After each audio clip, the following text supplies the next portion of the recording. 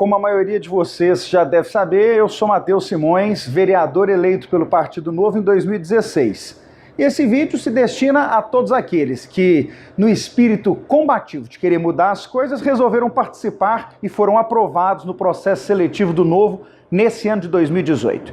Eu sempre digo que os eleitos em 16, eu, Camozato, Janaína, Leandro Lira, somos apenas as bandeiras, as flâmulas que mostram que é possível fazer uma outra política, fazer uma política diferente, mas são vocês, os pré-candidatos, nossos futuros candidatos e deputados, efetivamente, federais e estaduais, em vários estados pelo Brasil inteiro, é que vão garantir que as mudanças que o Novo preconiza vão acontecer na prática.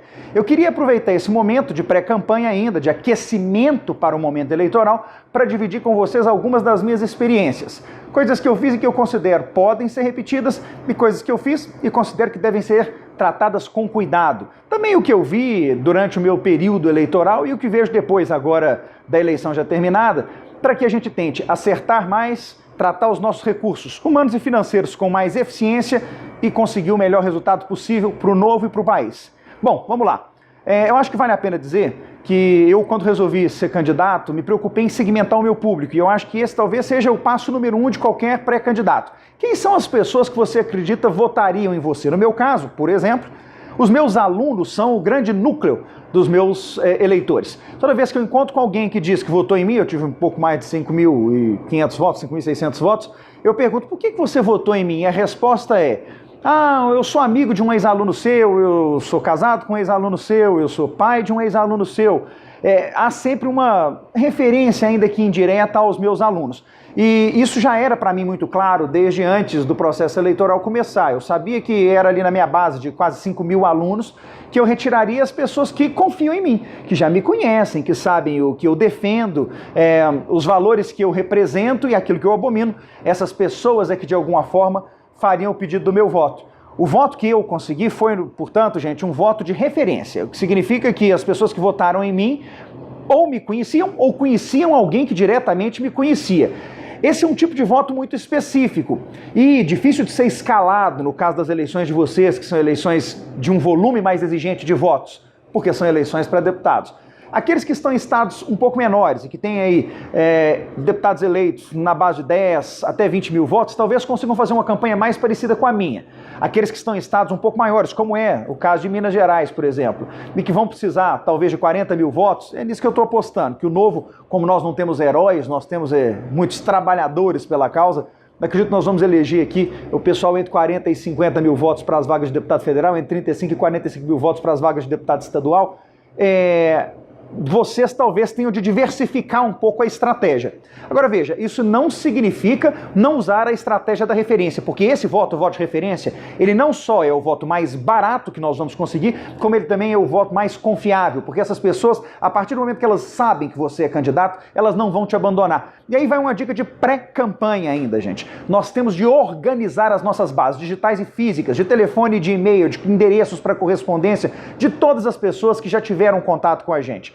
Candidatos como eu, que são candidatos de referência, precisam disso. Agora, você poderia perguntar, Matheus, todo candidato tem que ser de referência. Não. Eu acredito que nesse momento eleitoral que nós vivemos, é possível ter um outro tipo de candidato eleito, um candidato um pouco diferente de mim. Por exemplo, uma pessoa que tem pouco mais de 20 anos de idade, dificilmente vai ter um histórico de relacionamento com tanta gente como eu tinha, dando aula há quase 15 anos. Então essas pessoas não vão conseguir se eleger? É claro que vão, porque elas às vezes têm a cara da mudança, elas representam por si só, pela sua história, talvez não tão longa e com não tantos contatos, mas elas já representam uma potência de mudança perceptível de forma mais simples, inclusive do que no meu caso. Veja, careca, gordo, mais velho, né? Ainda que eu tenha 36 anos de idade, com cara de mais velho, a pessoa olha para mim, ela acha que eu tenho cara do esquema antigo, ela tem que conversar comigo para saber que eu represento a mudança, ela tem que conversar com alguém que me conhece para saber que eu represento a mudança. Mas tem gente que você bateu o olho no cara e num pequeno currículo dele, você já sabe que ele representa as coisas que o país precisa vir a ser e não que ele era antes. Então talvez você seja esse, talvez outro segundo tipo de candidato, o candidato que representa a mudança. Acho até que dentre nós do Novo há mais desse segundo perfil. E eu considero que os meus colegas vereadores têm muito essa cara de encantamento pela cara de mudança. Se você pensar um pouco no caso do Lira, vou me permitir falar dos outros aqui, porque eu acho que as campanhas, nossas 4 campanhas vitoriosas são muito diferentes e isso pode ajudar você a identificar o tipo de campanha que você deve fazer.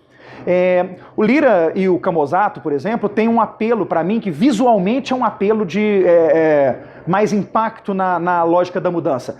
Quando você bate o olho nos dois e bate o olho no currículo dos dois, você vê grande realização, cara, comportamento de mudança, comportamento disruptivo, e você consegue atrair votos de pessoas que talvez nunca tenham tido uma outra referência daquele candidato que não sejam ali. Aquele primeiro contato com a imagem e a proposta, somado, obviamente, ao peso que o nome do Novo acaba tendo para essa representação da disruptura.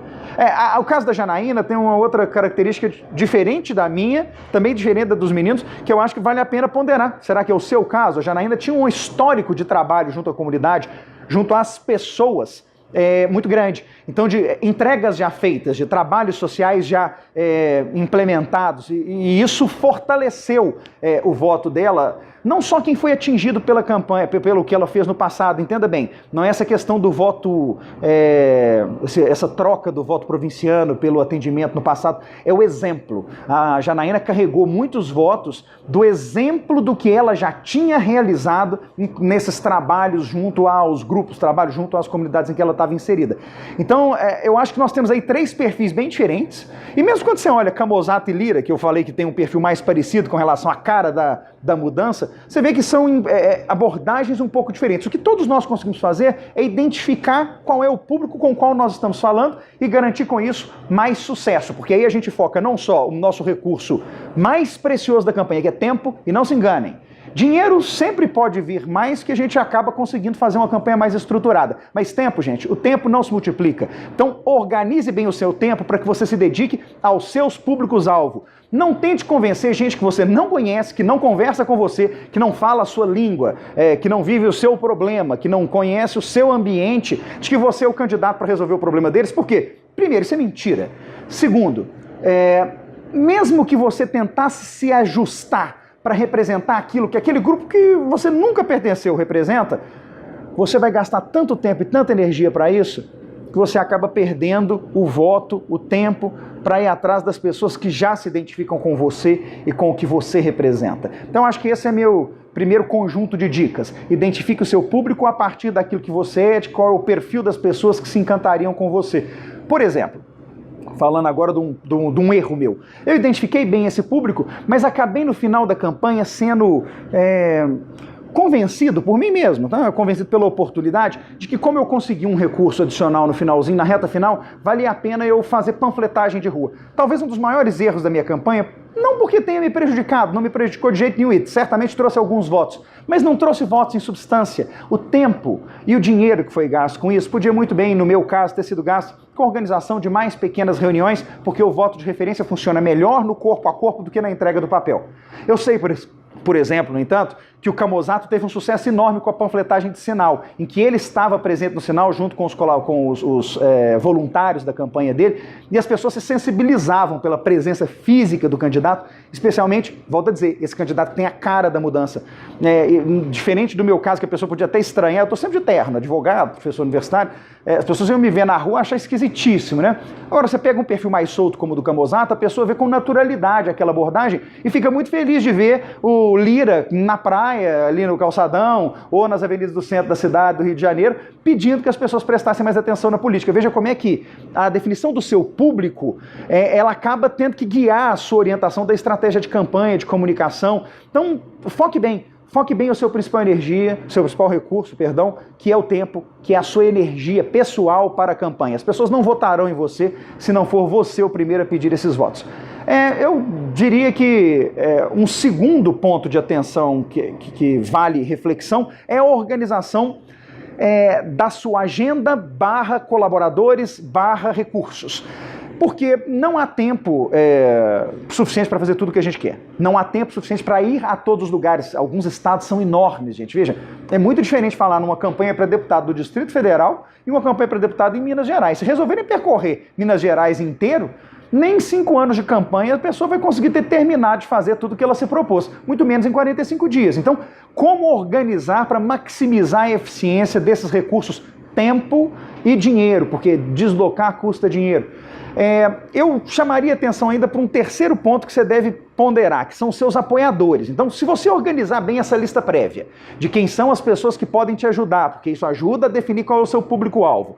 E souber como essas pessoas vão se integrar à campanha, gente, a hora de chamá-las para pensar o que vai ser feito é agora na pré-campanha. Você tem que sondar. Não pedir voto, não pedir ajuda, mas perguntar: você está disposto a participar desse esforço de reconstrução da política a partir de um processo eleitoral que se inicia no dia 15 de agosto?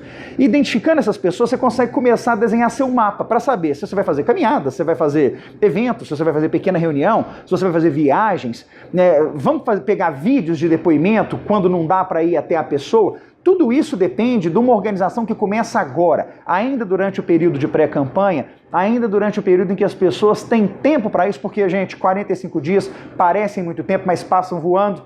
E se você não tiver se preparado para maximizar, para aproveitar ao máximo esse tempo, você vai depois se lamentar de coisas que você podia ter feito se tivesse se organizado melhor. Agora, também aprenda a dizer não. É importante saber o que você não vai fazer, o que você não terá tempo, as pessoas que você não terá como visitar. Isso às vezes é doído, que você fala: eu preciso de cada voto. Mas o tempo que você perde para ir atrás de 30 num lugar, talvez te rendesse em 300 se você tivesse focado com a energia certa no lugar certo. Eu queria fechar com vocês dizendo que eu não acredito em candidato embalado para presidente. Você só ganhará a eleição que vai se iniciar lá no dia 15 de agosto se você for autêntico, se você representar a você mesmo, se você representar os valores do novo, os seus e o seu histórico. As pessoas que tentam vender para os outros algo que elas não são, convencer pessoas que não parecem com elas, podem até ganhar uma primeira eleição, mas jamais conseguirão construir mudança, porque elas vão ficar sempre presas num personagem que não faz parte da sua história.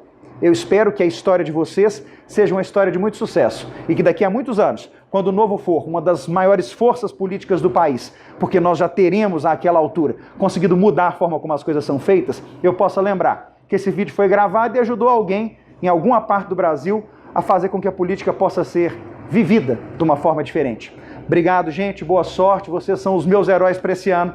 Eu conto com cada um de vocês, conto com cada um dos votos que vocês vão conseguir, porque nós vamos mudar esse país.